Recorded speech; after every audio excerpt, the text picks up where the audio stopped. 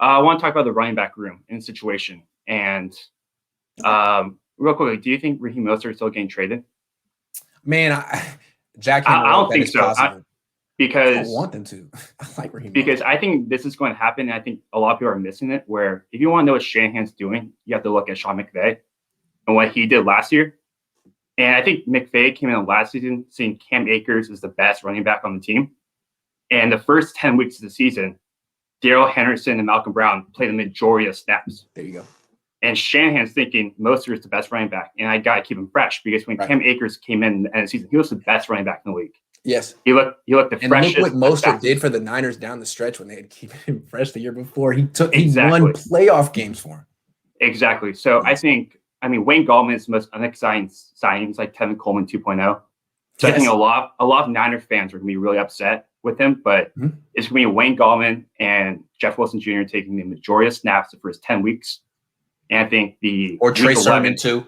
Trey Sermon. Week 11, Raheem Mostert is going to come in. He's going to be fresh. He's going to be fast, healthy, and he's going to run by everyone like in 2019. I think it's a brilliant observation that the idea is don't trade Raheem Mostert. He's an asset. Just don't burn him out.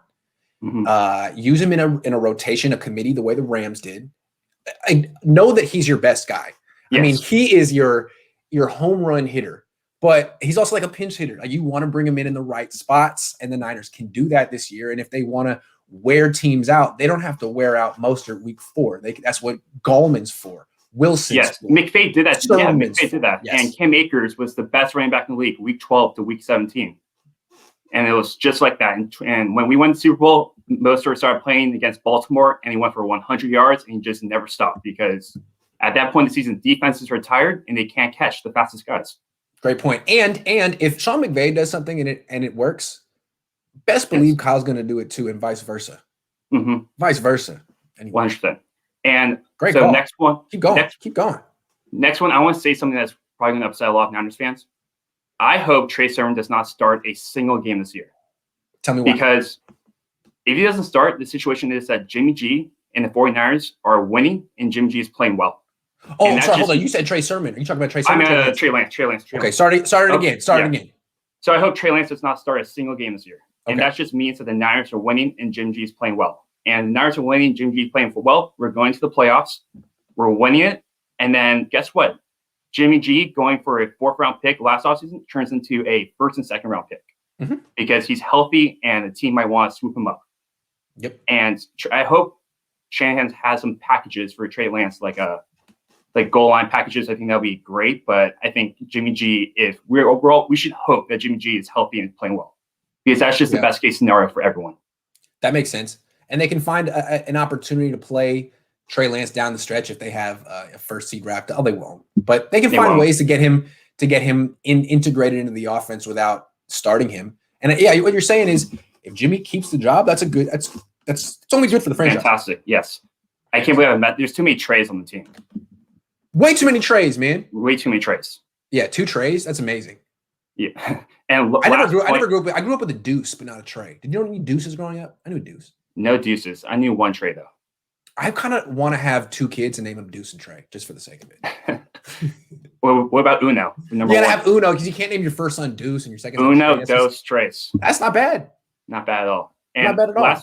Last point I want to make before I leave. I'm really disappointed how we handle our wide receiver room this offseason. I think we have no depth at all. Okay. I know you're really high on River Craycraft, but really, I am. River, if you're watching, I really support you. And who should have on with the hat? I forget his name always, but he was talking about the wide receiver. If Jameson Crowder comes available, swoop him up. I don't know why.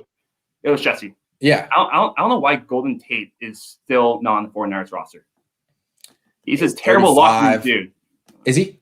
I don't know. Is he? He had some situation with Russell Wilson back in Seattle. Okay. But he'll fit right into the Niners. Golden Tate is exactly 1,000 times better than Trent Taylor at this point in his career still. And it's a slot guy, which for Jimmy G, he needs a check down guy who can get open on 2nd and 3rd downs. And, Deebo Samuel's going to get hurt for a couple of games this year. Brandon Ayuk might get hurt for a couple of games this year. Who are 3rd and 4th starting a game? If Deebo and Ayuk both get hurt at the same time, who are starting receivers? Travis Benjamin and River Craycraft? Mohamed Sanu. Mohamed Sanu. Yeah.